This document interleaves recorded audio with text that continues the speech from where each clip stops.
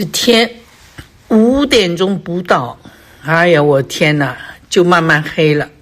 灯是没有开啦，但是感觉冷啊，尤其是我的头，我很怕我的头冷，热也不行，冷也不行。这个怪物，看我的头发好长哦。后天去剪头发，然后把这个牙看到钉子已经装好了，过3个月现在去装这个牙套，那这颗牙就做完了。一共做了快9个月了吧。美国植牙就是那么慢呐，没办法。先是拔好牙，拔好牙等了3个月，放骨粉，然后等了3个月，3个月以后打钉子，然后再等3个月，3个月以后再来做这个牙套，所以一共9个月啊！哎呀，漫长的路啊！这边所以我都不能吃饭，都用这边吃的。这边现在就很明显哦，我觉得我那个牙齿里边现在有点高高低低的，所以现在硬的东西都不敢吃了。我把我的nuts都送人了，不敢吃，怕吃了到时候这边也坏了，那完了2边都不能吃了。但是这颗只要装好了，那这边的牙是很棒的，很 strong 的。好吧，出去拍了一下夜景，哇，天上好多云哦，是不是要下雨啊？然后那房子后面的太阳好红好红啊，怪不得中午的时候还是蛮热的。外面太冷了，我回房间了啊。早上起来天是阴天，但是一会儿就出太阳了。我去菜园里浇了一下水，晒了被子，最近咳嗽好多了。我又把被单和被套洗了，擦了地板，现在已经11点了。今天把最近捡的这些丝瓜全都今天做了，因为要不做的话就会坏的。还好它们还是很新鲜啊。然后给它们切成菱形的，切完了以后我就放到水里边放一点点盐，让它泡一会儿，这样这丝瓜就一直是绿绿的，不会变黑。现在虽然已经11点了，但是 Sam 热午饭，所以厨房我就让给他了，我待会儿再来煮。现在我要在烤箱里烤这个鱼，就是在 Trader Joe 买的鱼排，很不错的， Sam 也喜欢。多少钱我已经忘了，一共就4片，给它放在烤盘里420度，然后烤10分到12分钟吧。然后做个蘸料，一半呢是番茄酱，还有一半呢是美乃滋，这2种你可以混着蘸，也可以分开分开装的话呢，因为我怕 Sam 只吃这个美乃滋，他不吃那个番茄酱啊，所以我就分开来装。如果是我的话呢，我就会把它2个调在一起。现在拿个锅放点油来做这个丝瓜，我用的是罗勒油，所以不用它烧热，就直接把丝瓜放下去了。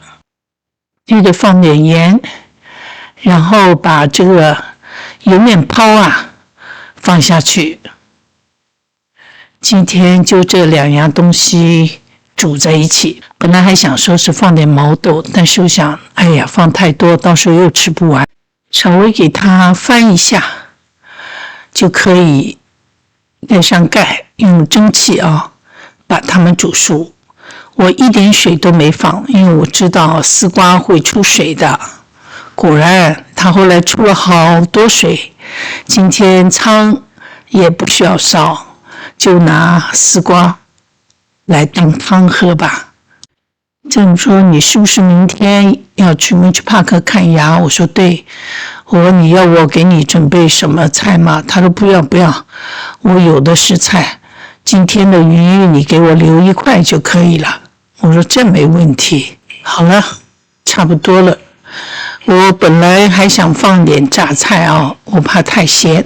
我尝了一口，这个汤完全可以空口喝啊。我关火让它先放在炉子上，我要切一点这个橙子来做这个水果汁，就是朋友自己家种的这个橙子啊，你就这样吃吧，有点酸，但是呢，你给它这样压出汁来啊，喝了还好，不是很酸的。我给自己已经弄了1杯了，这1杯是给 Sam 弄的。自己家里如果种这个橙子啊，可以榨汁但是不能多喝哦，这个是很酸的，就是容易得胃酸了。但是这是最天然的维生素 C 哦。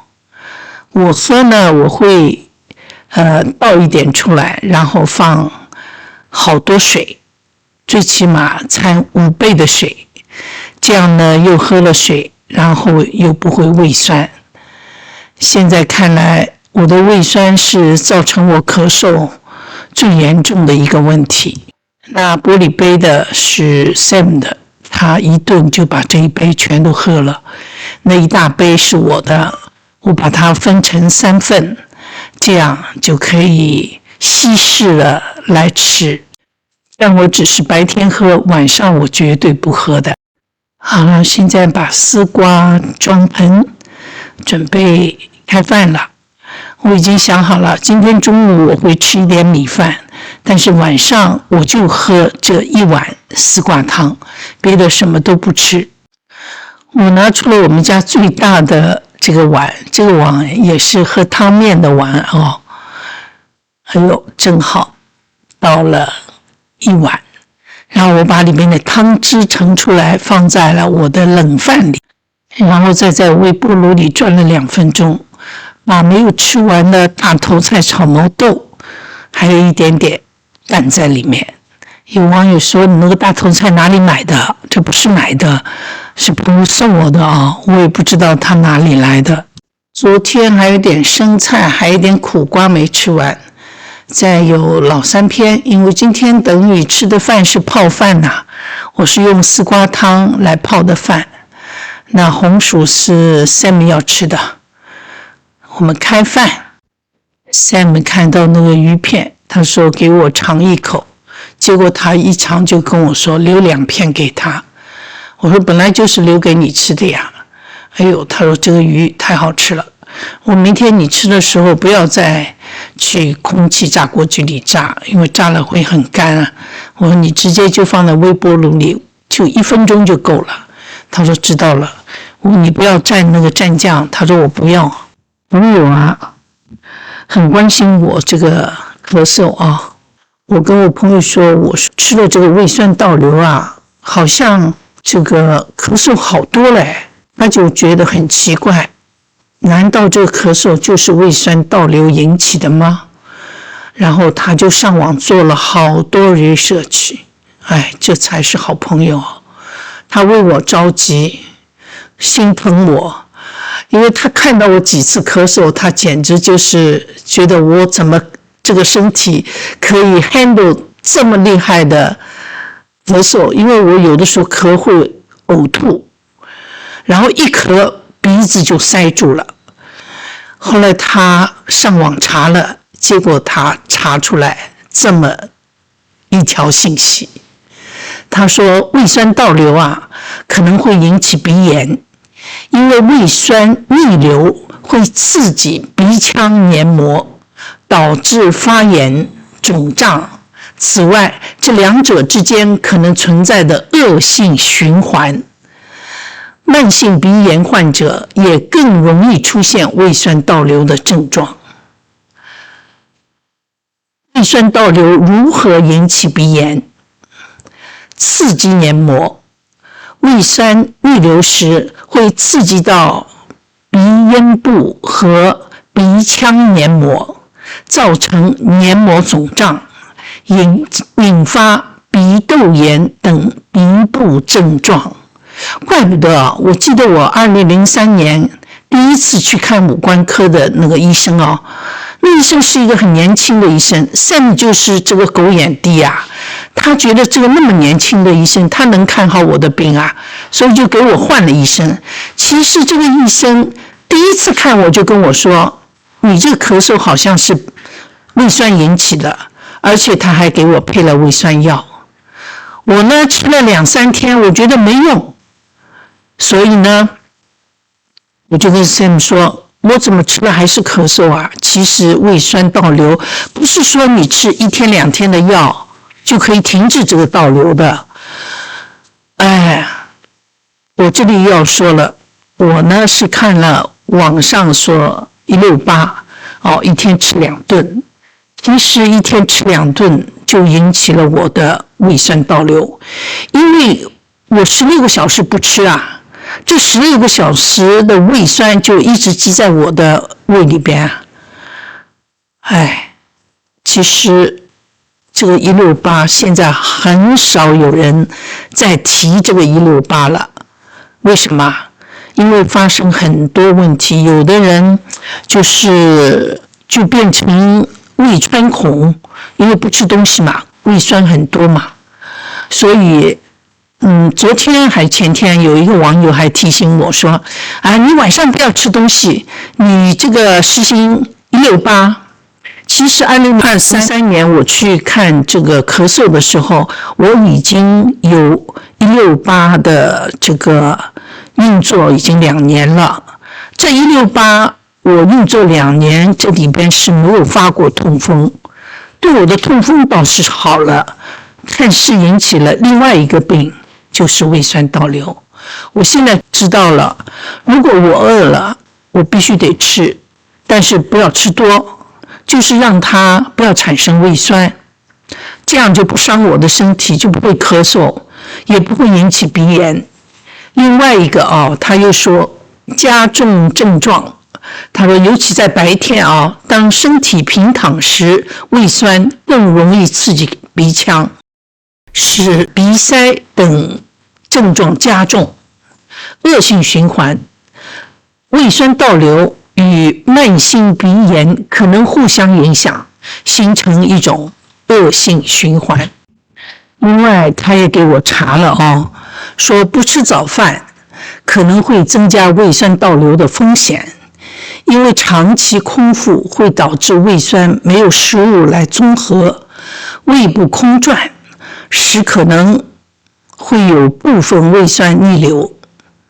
此外，长时间饥饿也会刺激胃酸过度分泌，损伤胃壁，增加胃炎、胃溃疡等风险。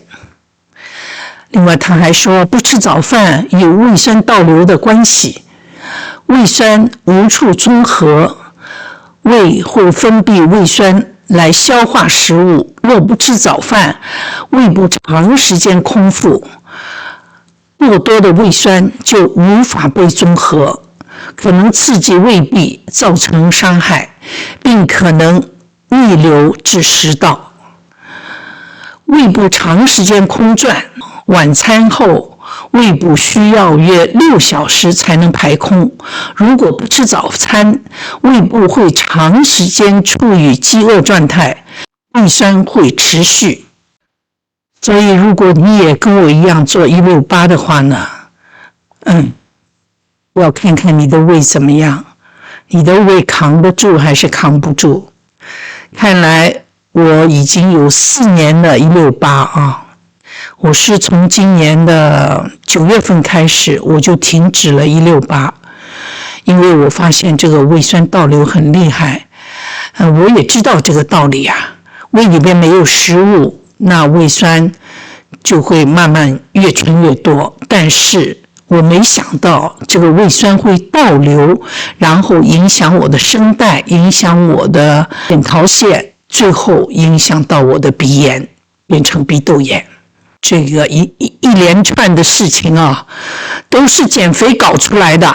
所以我真的奉劝所有的朋友，我不说这个年轻的小女孩生完孩子要减肥啊，那是另外一回事。就说50岁以上的人，千万不要再想着减肥，更不要想着我减肥瘦的要像姑娘一样，像一片就是叶子一样那么薄。我跟你说，真的很危险。我是本来很瘦的一个人，腰就1.8尺，就是后来一个是内分泌失调嘛，就是你过了这个55岁以后，内分泌就有点失调，那个时候就人有点微胖嘛。我想这样胖不对啊。那好，人家说168会瘦，我也知道瘦是瘦不了，至少能保持这样。没想到做了168以后就开始咳嗽，原来这个咳嗽就是168的胃酸引起的。然后胃酸引起了咳嗽以后，又去吃了Cortison，差不多1年半，人又蹦起来了。好多事情恶性循环呐。所以我把我的教训告诉姐妹们，该吃饭的时候还是要吃，可以少吃一点。就像今天早上我就是也没觉得很饿啦，但是已经超过8个小时没吃东西了嘛，我就煮了2个鸡蛋。因为我早上8点钟起来，我要做好多事情。今天我要浇水，然后洗被单、洗被罩，然后还要擦地，所以我想我要干那么多事，我得吃点东西，要不然饿了不行嘛。然后我就水里面煮了2个鸡蛋，然后放了一点那个酒酿就吃了，然后就出去浇水，浇完水做了好多家务，到12点我才正式停下来吃午饭。其实午饭我也吃的不多，就是1碗泡饭嘛，然后吃了半片这个鱼排，这个丝瓜油泡。但是总的感觉啊，我是觉得这个胃酸啊真的要重视起来，没想到会引起那么多毛病。以前我只是想，你看这个鼻涕流下去，引起我喉咙哑，引起我扁桃腺发炎，引起整个一个脸肿胀。其实我现在知道了，这一切是从胃里面出来的，是胃酸引起的，然后这个胃酸又是这个168搞出来的。后悔啊！希望我现在还能来得及纠正这个错误啊。好吧，今天就跟大家分享到这里，谢谢你们的关注。